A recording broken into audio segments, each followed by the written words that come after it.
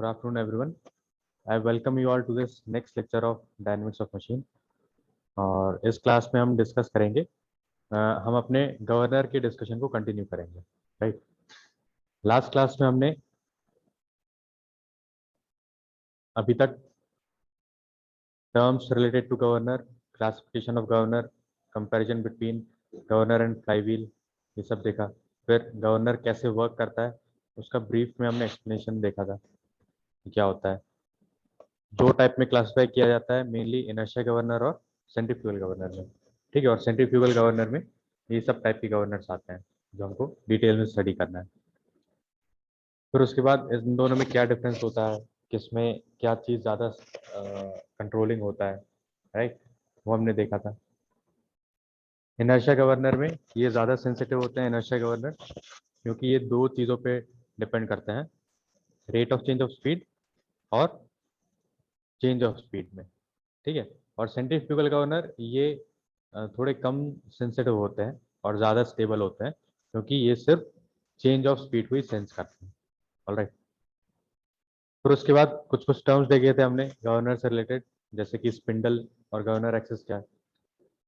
Central axis जो रहता है वो स्पिंडल रहता है। फिर उसके बाद अपर आर्म्स, लोअर आर्म्स, फिर ये स्लीव रहता है जो कि स्पिंडल पे स्लाइड करता है अप एंड डाउन। फिर बॉल्स रहते हैं जो स्पिंडल के अराउंड रिवॉल्व करते हैं स्पिंडल के साथ। फिर उसके बाद गवर्नर रेडियस, रेडियस क्या होता है, स्पिंडल के सेंट्रोइडल एक्सिस से लेकर जो बॉल्स का सेंटर ऑफ ग्रेविटी जहाँ पे लाई करता है वो डिस्टेंस को हम रेडियस बोलते हैं।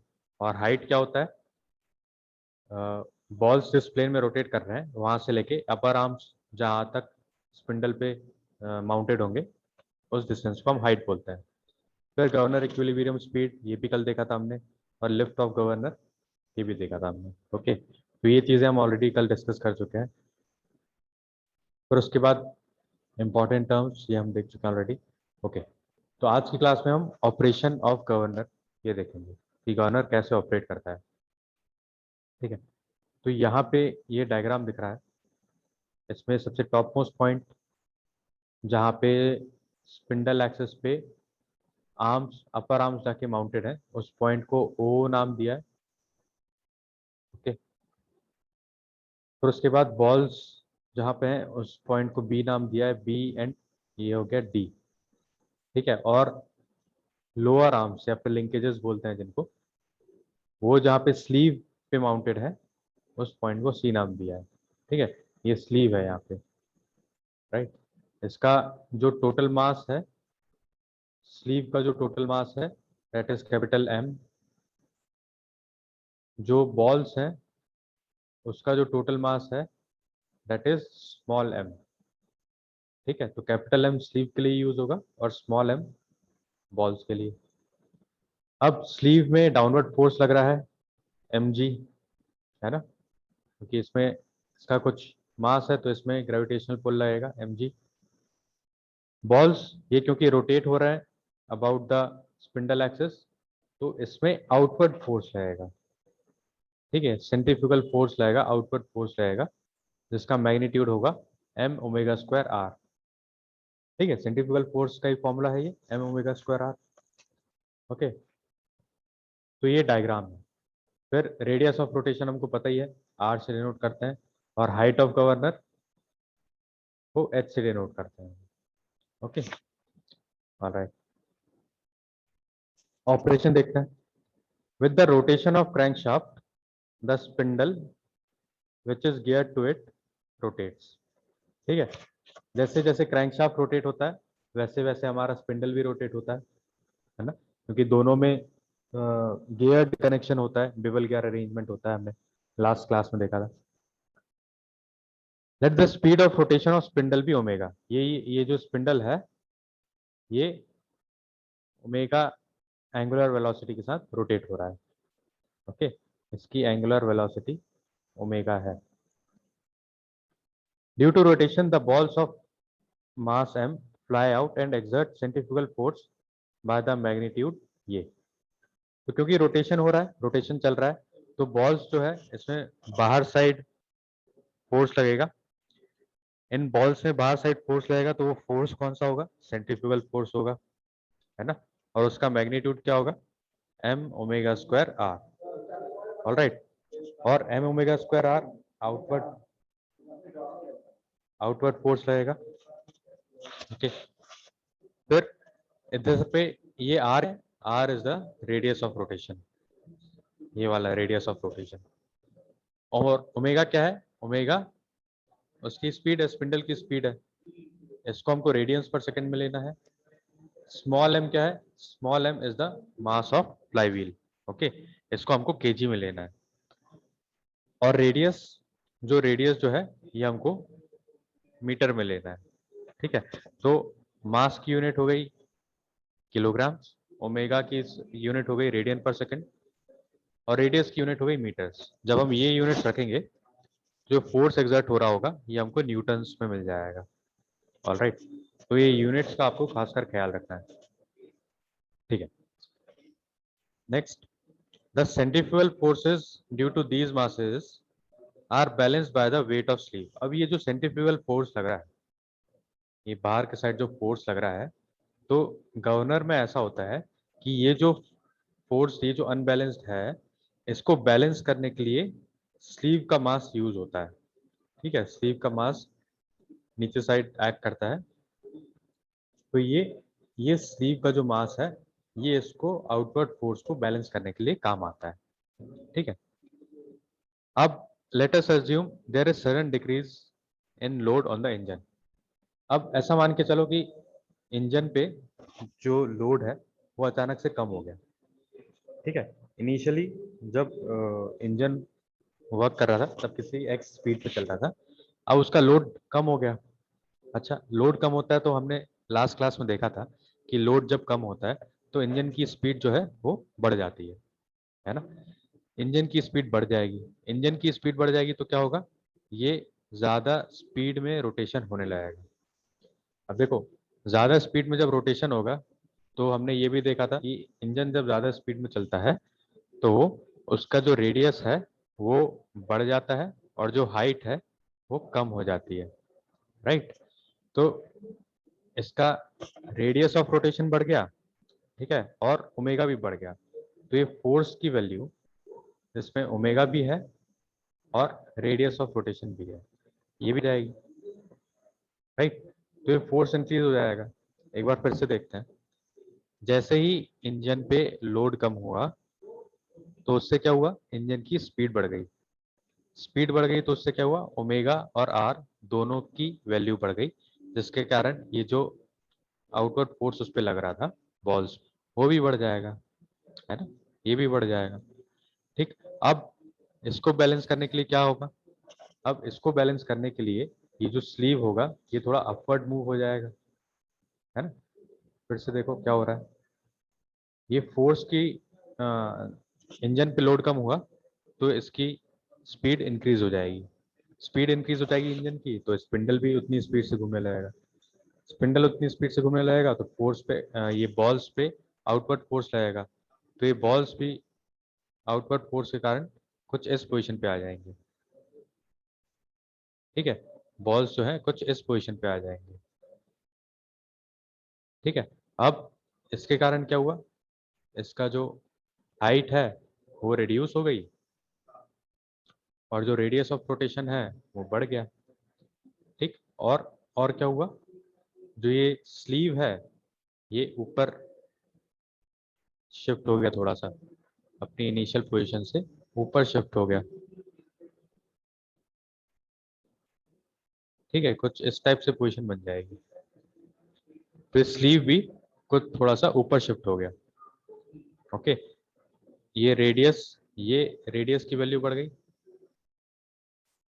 ठीक, और ये जो हाइट था ये हाइट की वैल्यू घट गई, ठीक है। अब क्योंकि फोर्स ज्यादा एक्ट कर रहा है तो ये स्लीव, हमने कल देखा था कि ये स्लीव से कनेक्टेड रहता है बेल क्रैंक लीवर, जो कि आगे जाके फ्यूल के सप्लाई को कंट्रोल करता है। तो क्योंकि इसकी स्पीड बढ़ गई, बेल, ये स्लीव अपवर्ड शिफ्ट हो गया, स्लीव ऊपर की साइड शिफ्ट हो गया, तो वो लीवर को क्या करेगा, अब क्योंकि स्पीड लोड कम हो गया है तो हमको इंजन की स्पीड वापस से कम करनी है, तो हम क्या करेंगे, फ्यूल की सप्लाई को कम करेंगे।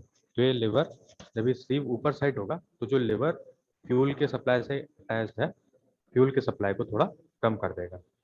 ठीक है, ये कल हमने एनिमेशन में भी देखा था, कल के लेक्चर में एनिमेटेड वीडियो में भी देखा था कि ये कैसे काम करता है। राइट, अब स्पीड जैसे इसकी कम होगी, मतलब फ्यूल की सप्लाई कम होगी, तो इंजन की स्पीड वापस से रिड्यूस होगी, है ना। तो वो कहाँ तक इंजन की स्पीड कम करेगा, जितने में ये जो बढ़ा हुआ फोर्स है, एफ की वैल्यू जो बढ़ गई थी, वो स्लीव के मास से वापस से बैलेंस हो जाए। ठीक है, वही चीज यहाँ पे लिखी हुई है।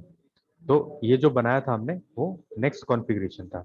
अब कॉन्फ़िगरेशन तो ऐसा है जिसमें आर की कुछ वैल्यू है और उसके करस्पॉन्डिंग एच की कुछ वैल्यू है। फिर जब लोड कम हुआ, इंजन की स्पीड बढ़ गई, तो ये स्लीव ऊपर साइड शिफ्ट हो गया, बॉल्स थोड़े और ऊपर चले गए, सेकेंड कॉन्फ़िगरेशन आ गया जहाँ पे आर की वैल्यू बढ़ गई है और एच की वैल्यू घट गई है। ठीक है, तो ये सेकेंड कॉन्फ़िगरेशन आ गया, है ना। तो ये चीज यहाँ पे एक्सप्लेन किया है, और ये सेकेंड कॉन्फ़िगरेशन कब अचीव होता है, जब तक दोबारा से ये जो बढ़ा हुआ फोर्स है वो बैलेंस ना हो जाए mg के वेट से। ठीक है, स्लीव के मान पे, है ना। वही चीज यहाँ पे लिखा है, वो मैं पढ़ देता हूँ। The engine will speed up, load कम हुआ तो engine will speed up, and as a result the centrifugal force will outbalance the weight of sleeve sliding it up. क्योंकि फोर्स बढ़ गया तो जो पहले बैलेंस में था स्लीव के मास से, उसके कारण क्या होगा, ये स्लीव थोड़ा सा अपवर्ड शिफ्ट हो जाएगा। This action of sliding of the sleeve will in turn operate the bell crank lever L, which in turn closes the throttle valve and decreases the fuel supply। अब ये sleeve ऊपर side move हुआ तो bell crank liver को operate करेगा जो connected है fuel supply से। ठीक है, तो वो फ्यूल सप्लाई को कम कर देगा। Right, net result will be drop in speed till the new configuration is achieve. ठीक है, तो ये कब तक स्लीव ऊपर कब तक मूव होता रहेगा, जब तक फ्यूल की सप्लाई कम नहीं हो जाएगी, इंजन की स्पीड कम नहीं हो जाएगी, और एक नया कॉन्फ़िगरेशन अचीव हो जाएगा जो हमने अभी थोड़ी देर पहले देखा था। वो कॉन्फ़िगरेशन कब अचीव होगा, when the centrifugal force is again balanced by the weight of the sleeve. वो कॉन्फ़िगरेशन कब अचीव होगा हमको, जब सिस्टम वापस से बैलेंस कंडीशन में आ जाएगा, है ना। बैलेंस कंडीशन कब आएगी, कि जब सेंट्रीफ्यूगल फोर्स वापस से इक्वल हो जाए इस mg फोर्स के बराबर, है ना। This variation in speed for the two configuration obtained with different loads has to be within prescribed limit। तो इंजन की जो रेटेड लिमिट रहती है कि उसको एक कांस्टेंट स्पीड रेंज में ऑपरेट करना होता है हमको बेस्ट फ्यूल एफिशिएंसी के लिए, तो वो स्पीड रेंज, वो प्रिस्क्राइब्ड लिमिट्स में ये दोनों कॉन्फ़िगरेशन हमको ऑब्टेन करना है। ठीक है, वो ऑब्टेन हो जाते हैं क्योंकि उस टाइप से मैन्युफैक्चरिंग की जाती है, उसके लिमिटेशंस रखे जाते हैं।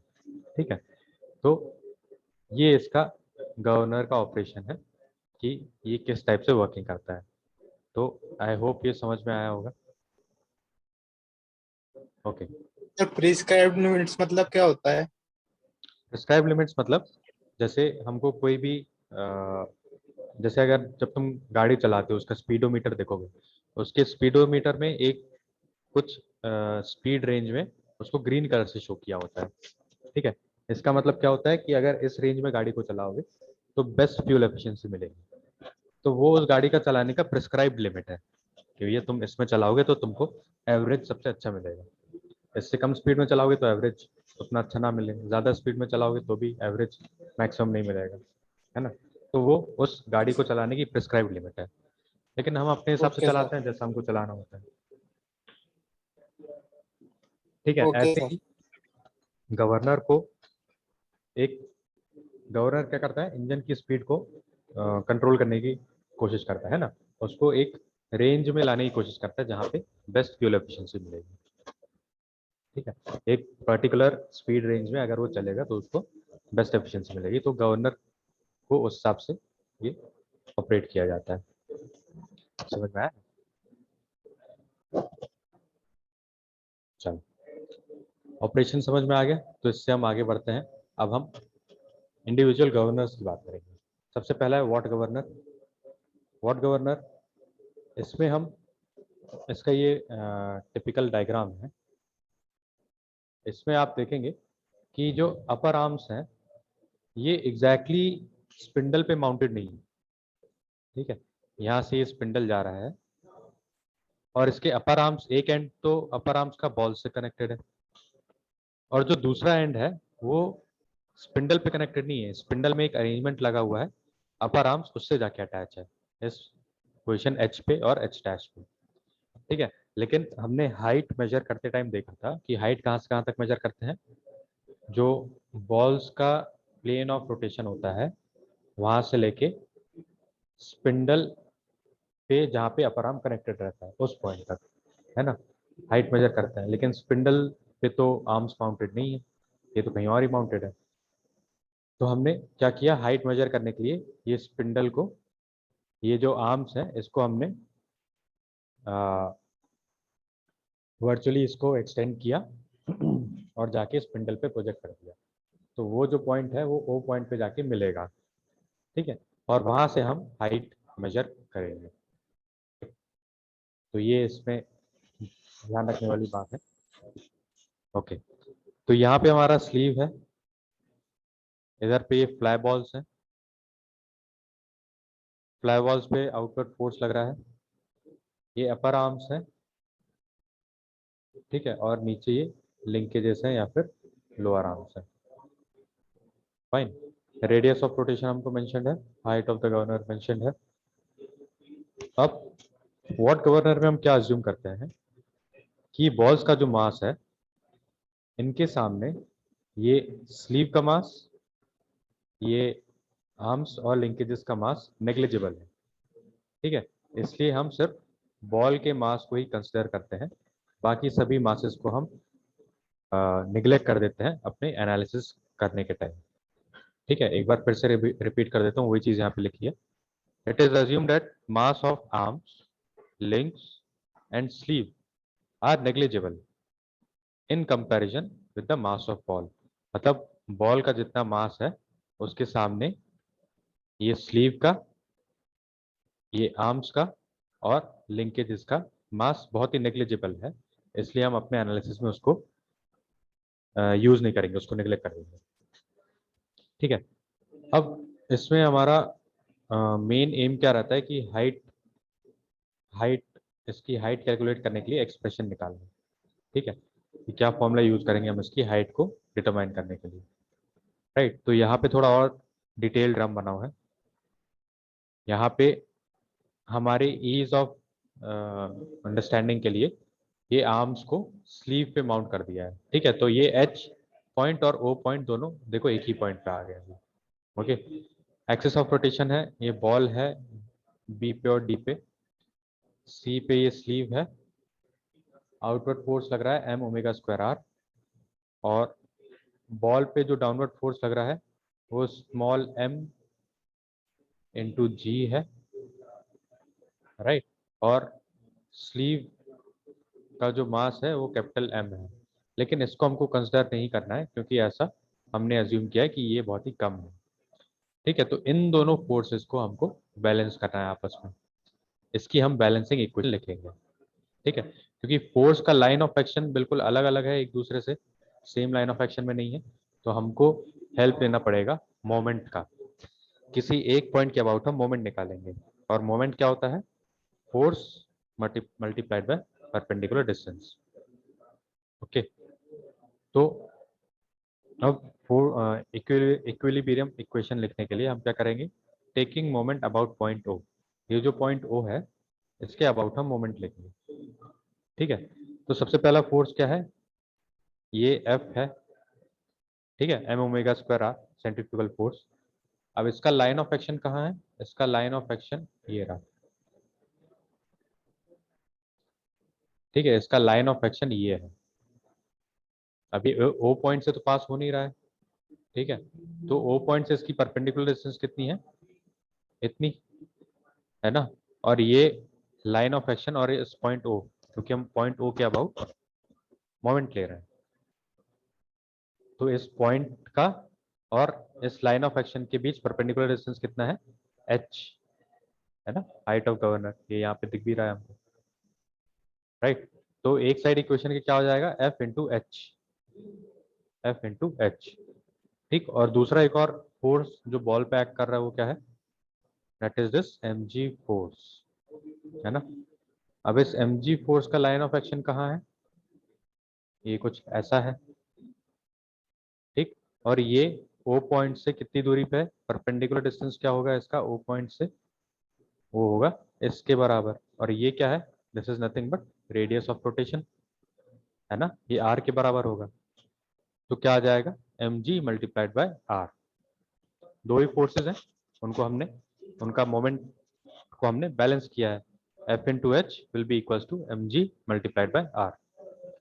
ठीक है, आई होप ये समझ में आया होगा मोमेंट कैसे लिया हमने। अप्लाइड मैकेनिक्स में आप ऑलरेडी पढ़ चुके हैं कैसे हमको मोमेंट लेना होता है, तो उसमें ज़्यादा प्रॉब्लम नहीं हुई होगी।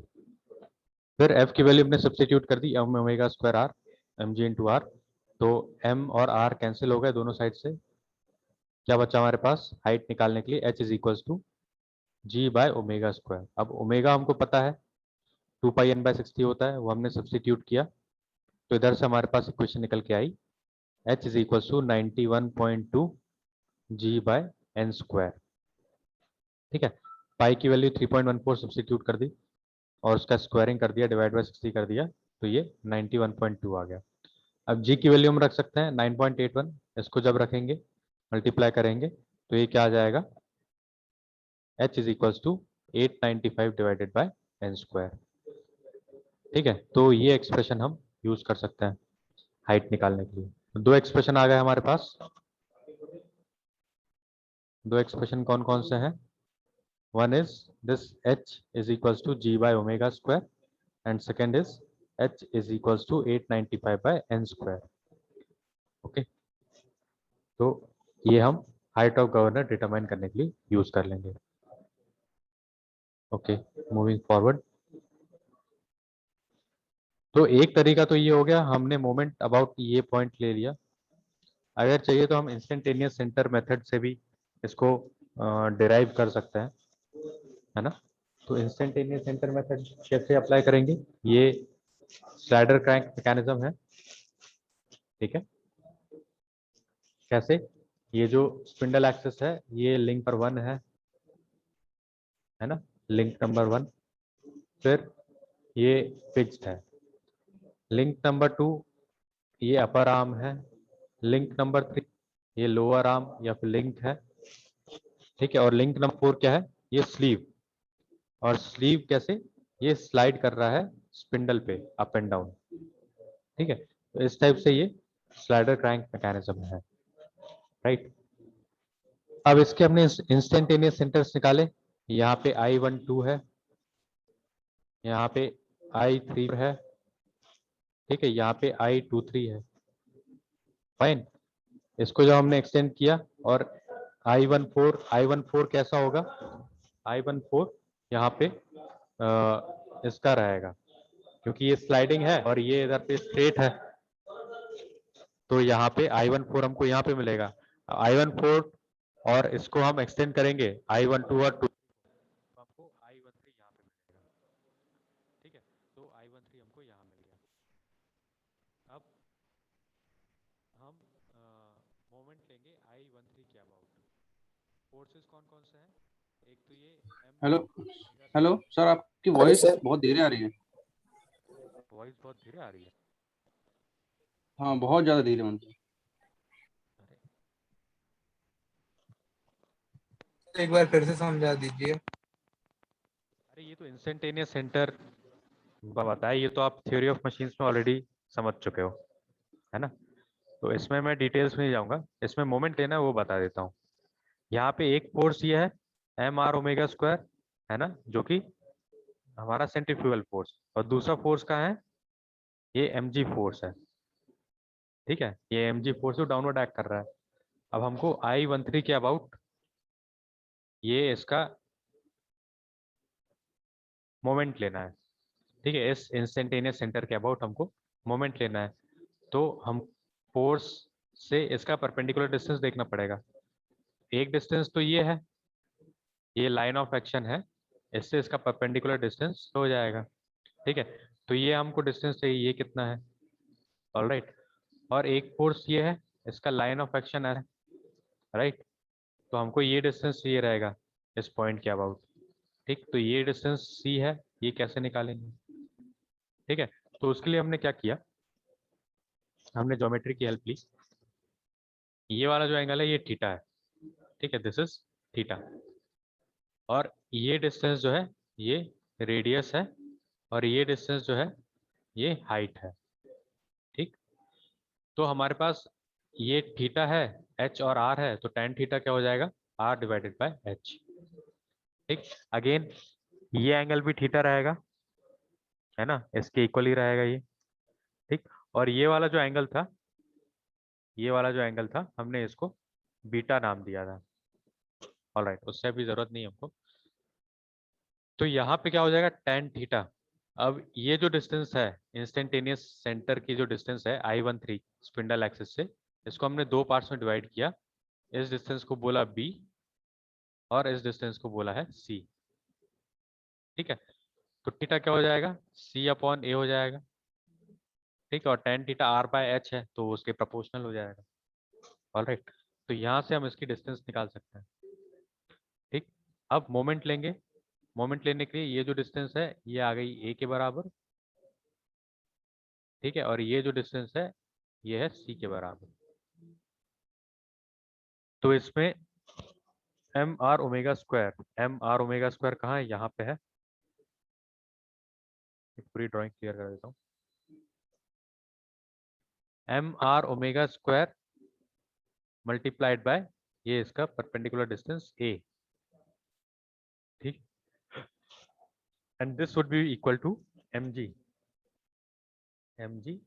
और इसका परपेंडिकुलर डिस्टेंस क्या है, c के बराबर, ठीक। तो ये इक्विलिब्रियम इक्वेशन आ गई, या फिर इसको गवर्निंग इक्वेशन भी बोलेंगे, ओके। तो M R omega square multiplied by a is equals to mg multiplied by c, ठीक है। तो इसमें कैंसिल हो गया, c बाय a कर दिया हमने, c by a tan theta के बराबर हो गया, r बाय ओमेगा स्क्वायर, ठीक। और ये tan थीटा को हम क्या लिख सकते हैं, r अपॉन h, ऑलराइट। तो इधर से हमारे पास h की इक्वेशन आ गई, g upon omega square, okay. यही हमने पिछली स्लाइड में डिराइव की थी, h is equals to G upon omega square, है ना। वही इक्वेशन आ गई। अब यहाँ पे देखो, ओमेगा को हम n से रिप्लेस कर सकते हैं, 2πn/60 फोर्टी, ठीक है। तो एक चीज जो नोट करने लायक है, दैट इज जो स्पीड है it is inversely proportional to the height, ठीक है। तो हम ये भी लिख सकते हैं n1 upon n2 is equals to under root h2 upon n1, ये दोनों एक दूसरे के इनवर्सली प्रोपोर्शनल है, राइट। तो ये चीज ध्यान रखना कि जब स्पीड बढ़ेगी तो ये हाइट जो है ये कम हो जाएगी, और अगर स्पीड घट रही है तो ये हाइट बढ़ जाएगी, ऑलराइट। आई होप ये क्लियर होगा। तो मेनली हमको ये दो तीन इक्वेशंस याद रखनी है, इनसे हमारे न्यूमेरिकल सॉल्व हो जाएंगे। ओके, न्यूमेरिकल देखते हैं। Calculate the vertical height of what governor when it rotate eight 60 RPM, ठीक है। तो हमको एक स्पीड दी है और हाइट निकालने को बोला है, तो ये तो बहुत ही आसान है ना। डायरेक्टली हम इस फॉर्मूला में पुट कर देंगे, ठीक।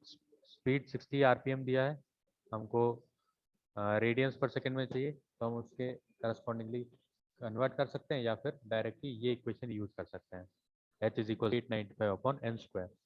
n की वैल्यू है हमारे पास, वो पुट कर देंगे तो हमारे पास आंसर आ गया, h1 is equal to 0.248 metre, ठीक है। तो पहला पार्ट क्वेश्चन का हो गया।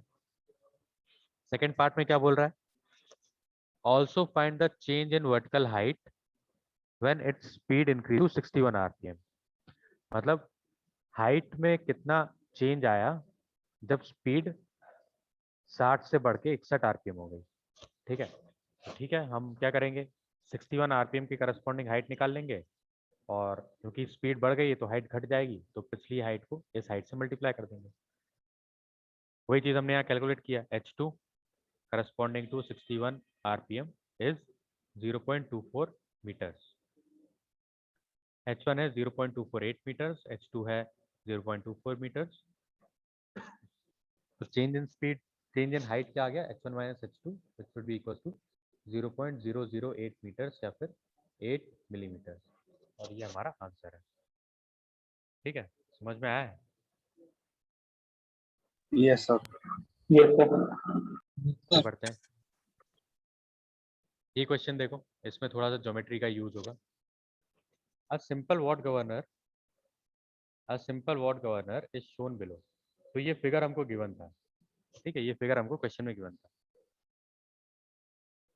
Find out the speed of rotation and also estimate percentage change in speed for a rise in level of balls by 3 mm. तो सबसे पहले तो हमको तो स्पीड ऑफ रोटेशन निकालना है. ठीक है, स्पीड ऑफ रोटेशन निकालना है कि कितने स्पीड पे घूम रहा है ना, और परसेंटेज चेंज निकालना है हमको स्पीड में जब स्लीव 3 सेंटीमीटर ऊपर मूव हुआ. ठीक है, rise in the level of balls by 3 centimetre. Okay, balls 3 centimetre ऊपर मूव हुए तो परसेंटेज चेंज कितना आया होगा स्पीड में. ठीक, अब डायग्राम में हमको क्या गिवन है, ये स्पिंडल एक्सिस गिवन है और ये आर्म दिया है और ये बॉल दी हुई है. ये वाला जो एंगल है, ये थीटा एंगल जो हमने माना था, ये 30 डिग्री है और ये जो लेंथ है, आर्म की जो लेंथ है, ये 32 सेंटीमीटर है. ठीक है, दिस इज 32 सेंटीमीटर. तो ये हमको क्वेश्चन में गिवन है. ठीक है, तो हमको पता है ये एक राइट ट्राइंगल है और इसमें हमको अगर एक एंगल और एक साइड दिया है तो बाकी सभी कुछ हम डिटरमाइन कर सकते हैं, है ना. तो हमने क्या किया, सबसे पहले तो ये टोटल हाइट निकाल लेंगे हम. ठीक, टोटल हाइट निकाल लेंगे. अब ये राइट एंगल है, ये हाइपोटेन्यूज है. ठीक है, और ये बेस हो जाएगा तो हम कॉस यूज कर सकते हैं. ठीक है, तो cos 30 वुड बी, ये इसको हम करेंटली h2 बोल रहे हैं. ठीक है, ये जो हाइट है इसको h2 बोल रहा है. ठीक, यहाँ पे क्लियर डायग्राम बना है. इसमें ये अभी n2 पे रिवॉल्व कर रहा है और इसकी हाइट जो है ये h2 है. ठीक है, तो h2 कैसे निकलेगा, cos थीटा से. cos theta would be h2 divided by this side that is 32 centimetre. ठीक है, तो ये कितना आ गया, h2 की वैल्यू आ गई हमारे पास 27.71 सेंटीमीटर. अब हमको इसके करस्पॉन्डिंग स्पीड निकालनी है, तो स्पीड हम निकाल सकते हैं डायरेक्टली इस फॉर्मूला से. h2 is equal to G upon omega square. ये g है, g की वैल्यू हमने सब्स्टिट्यूट की 9.81 और हाइट को रखा मीटर्स में, तो ओमेगा आ गया हमारे पास 5.949 रेडियंस पर सेकेंड. ठीक है, इसको हम कन्वर्ट कर लेंगे आरपीएम में, तो ये आया 56.818 आरपीएम. ऑलराइट, अब क्या बोल रहा है कि इसमें 3 सेंटीमीटर ये ऊपर हो गया था. ऊपर कब होगा, जब इंजन पे लोड कम हुआ होगा, तो इंजन की स्पीड अचानक बढ़ गई होगी. स्पीड बढ़ी होगी तो इसकी जो हाइट होगी गवर्नर की वो रिड्यूस हो जाएगी. ठीक है, तो हमने ये निकाल लिया कि h1 कितनी होगी. h1 ये हाइट होगी, तो h1 कैसे निकालेंगे, h2 minus 3 centimetre will give us h1. ठीक है, तो h1 की वैल्यू आ गई 24.71 सेंटीमीटर. ठीक, अब हमको पता है कि speed is inversely proportional to height, तो n1 upon h2 is equals to under root h2 upon h1 होता है. तो यहाँ से हमने n1 की वैल्यू निकाल ली which is coming out to be 60.15 RPM. हमको निकालना क्या था, हमको परसेंटेज चेंज निकालना था स्पीड का. ठीक है, तो वो हमने निकाल लिया. Percentage change n1 minus n2 divided by n2 into 100. Percentage change कितना आ रहा है, 5.89%. समझ में आया ये क्वेश्चन.